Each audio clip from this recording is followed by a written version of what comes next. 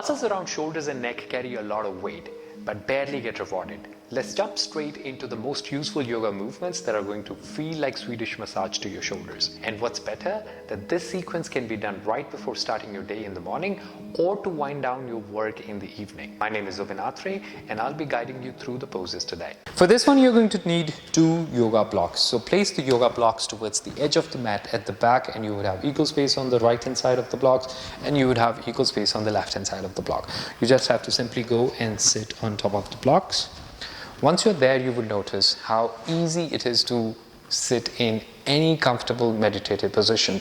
The reason being, once your hips are elevated, it doesn't bring all that crunch on the knees that you would normally feel if you were sitting in Vajrasana. Now, starting here, we are going to work on the shoulders. So place both your hands on top of your thighs and bring your shoulders up close to your ears. Bring them up as they can get, and then send the shoulders back. Now, imagine you're bringing your shoulder blades in towards each other, in towards the spine, and anything that is in between needs to squeeze and crunch back in. So you're sending your shoulders as back as they can get, and then lower your shoulders as you would lower your wings down. So bring your shoulders away from the ears, a lot of distance between your shoulders and your ears. That opens the chest and allows you to breathe in deep into the pose. Hold that position, focus on the inhalations and the exhalations. You can keep your toes pointed in or you keep your toes pointed out, whichever way you find is more comfortable. Now, once you are there, you're going to repeat the same thing over again, bringing your shoulders up, send them as back as they can get, and then lower the shoulders down, and then bring them forward, and then bring them up. So if you think about it, if you imagine the kind of shape you're forming looks like a square. So it goes forward, comes up, goes back, comes down, and then comes forward again. Now from here, you're going to bring your arms at your shoulder level as if you were driving a car. So get the elbows close to your floating ribs. Now from here, you're going to simply send the arms wider. Send the arms as wide as they can go, but make sure that your elbows, they continue to stick to your torso. Continue to breathe in and out. And as you reach towards the end range of motion, you would notice how the strain is at the back of the muscles, the triceps, the deltoids, the edge, the peak, that corner of the deltoid that begins to work. Now slowly when you breathe out, you're going to bring your hands together. Now bring your palms together, keep your elbows exactly on the same spot, and press your palms into each other. Now pressing your palms into each other, you just have to imagine that there's a piece of paper in your hands and somebody wants to pull it, but you want to keep the paper. So press it, press it, press it, hold it tight, and you would begin to notice how this activates the entire pectoral system. Pectorals are engaged, deltoids are engaged, your biceps are also engaged. So keep pressing, keep pressing, keep pressing, breathe in, send the arms out wider, send them as wide as they can get, continue to breathe in and out. Now slowly when you breathe out, you're going to relax your arms, and now from here you can point your toes out. Now bring your left hand and bring it up at the same level where the shoulder is. So think of this as a window and you want to close the window.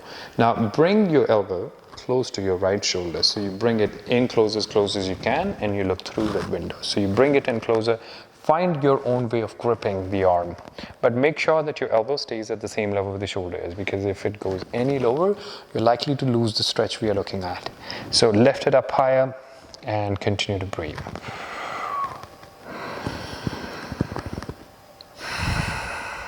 We'll do the same thing on the other side. So bring your right arm here and bring it in close to the body.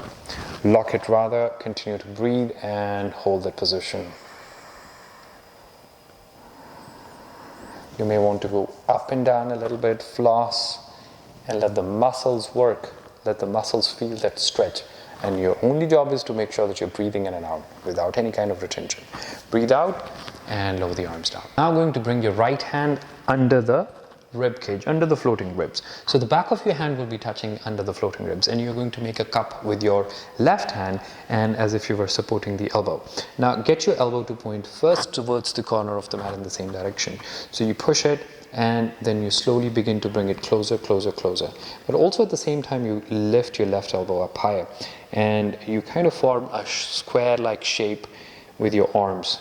Now get the elbow to point in front, continue to breathe in and out, and if you find it more comfortable to hold it from above, feel free to do that, but continue to breathe in and out at all times. And be gentle to yourself. So this is a muscle that we are not used to stretching actually. This muscle rarely feels that stretch. The muscle that is right under the shoulder. Continue to breathe, continue to point it out in front. And when you breathe out, you're going to do the same thing on the other side. So bring your left arm right here. Don't be surprised if you feel more flexible on left hand side than the right hand side. If you're typically a right-handed person, you may have a little more flexibility on the left hand side. So get the elbow to be pointing in front. A common mistake is that the arm goes a bit too backhand. But make sure that you're looking at the size of the triangle and you're maintaining the size of the triangle, and get the elbow to point out. It gives you a very beautiful and a satisfactory stretch right at the trapezius, right at the rhomboid, and those are the muscles that work the most and they get very less rewards. So this is like a reward for these muscles. These are the muscles that they bear all your stress. So point it out in front, floss it a little bit, but be gentle, continue to breathe in and out. When you breathe out, you're going to relax everything, and you notice how your arms already begin to feel and the shoulders already begin to feel. Now, from here, we are going to wind up with this last exercise. So you're going to bring your legs in front while sitting on top of the blocks.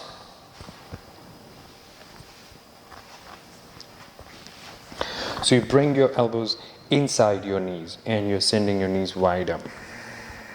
Send the knees wider and then let the legs control the pose now. So your legs are bringing the hands in together and they're pushing.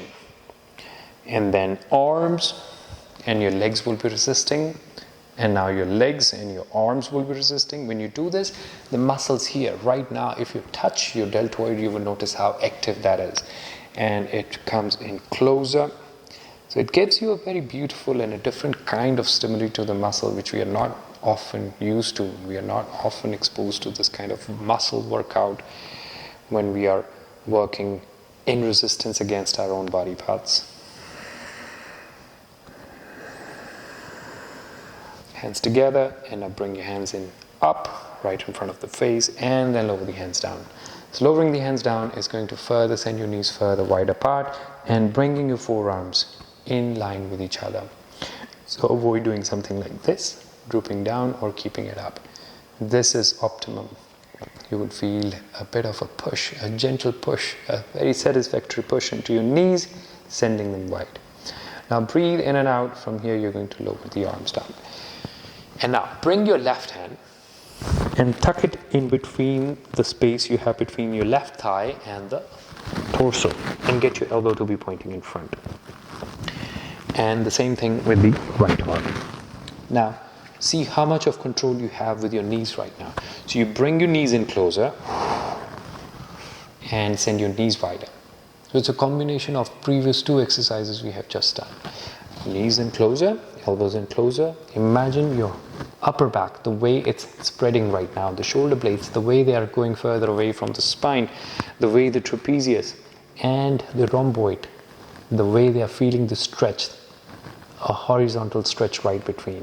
Feel free to lower the chin down to the chest. Continue to hold the position and begin to floss. Pointing one leg forward, the other leg forward, one leg forward, the other. Breathe in. Breathe out. Breathe in and up. Breathe out.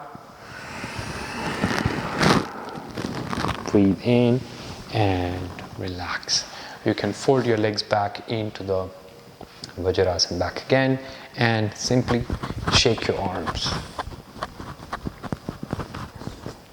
Let the blood circulate towards your arms back again. Now the last movement is when you tuck your fingers under the ankles. So this is like almost like a camel pose, but you have your hips on the blocks. Push the chest up, roll the shoulders back. Chest up and wide. Breathe in. Breathe out and relax.